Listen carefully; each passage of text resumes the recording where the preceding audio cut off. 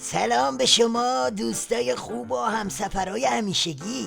امشبم عقربه موشکافیمونو میچرخونیم به سمت تحولات منطقه تا ببینین تو این اوضاع و احوال منطقه‌ای چه بلایی بر سر عظما نازل شده و آخر عاقبت این طوفان منطقه‌ای چیه؟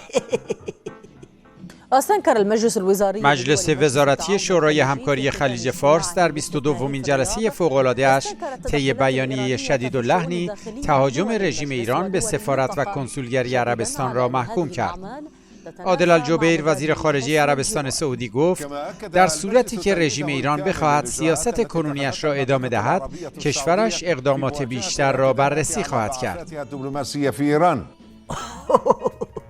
هنوز جای این سیلی رو صورت عظما در حال زغزغ بود که کفکرگی بعدی هم از راه رسید و این بار اتحادیه عرب آخوندا رو برد زیر ظرف. خبرگزاری رویتر: وزرای خارجه عربی روز یکشنبه ایران را متهم به مداخله در امور کشورهای خاورمیانه و تضعیف امنیت منطقه نمودند، در حالی که مقامات در اجلاس اضطراری اتحادیه عرب برای بحث در مورد افزایش تنش‌ها در منطقه ملاقات می‌کردند. شیخ عبدالله بن زیاد آل نهیان وزیر امور خارجه امارات متحده عربی در افتتاحیه جلسه اضطراری اتحادیه عرب در قاهره گفت: ما قویاً حملات به مقر هیئت‌های دیپلماتیک توسط ایران را محکوم می‌کنیم و قطعاً سیاست مداخله در امور این پادشاهی و هر یک از کشورهای عربی توسط ایران را رد می‌کنیم.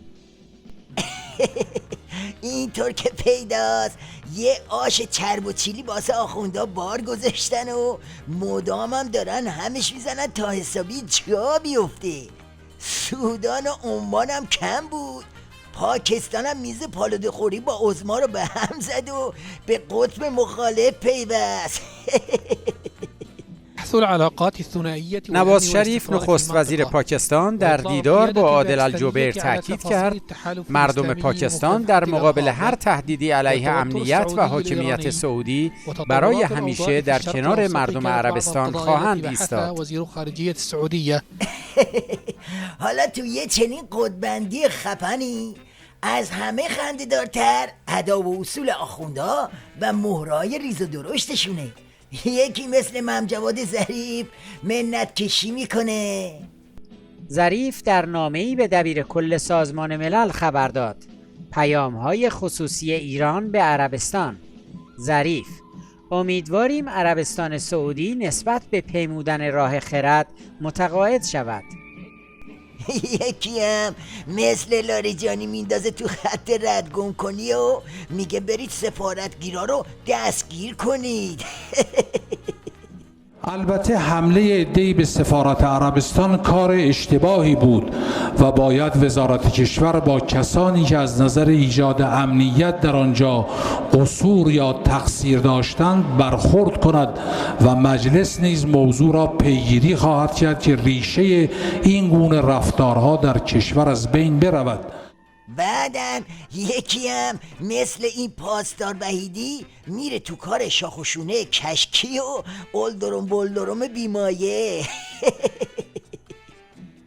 پاسدار وحیدی وزیر دفاع سابق آخوندا: عربستان حرکت‌های دیوانه‌واری را انجام داده و از این رو باید با دقت حرکت‌های عربستان تحت نظر باشد و بررسی شود.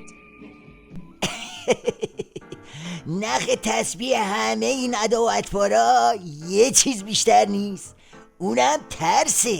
همه‌شون خوب میدونن که این قطار تازه راه افتاده و ایستگاه‌های دیگه هم سر راهشونه، واسه همینه که اینطوری به هول و بلا افتادن. اینجا هم عظما دو را بیشتر نداره، یا خودش دومشو میذاره رو کولش و کاسه کمچشو از منطقه جمع میکنه، یا اینکه خود کشورهای منطقه دست به کار میشن و دست ولایت رو از منطقه کوتاه میکنن. در هر حال یه چیزی عوض شده رفقا، یه ورقی برگشته. بله اینطوری هست. خداحافظ تا فردا.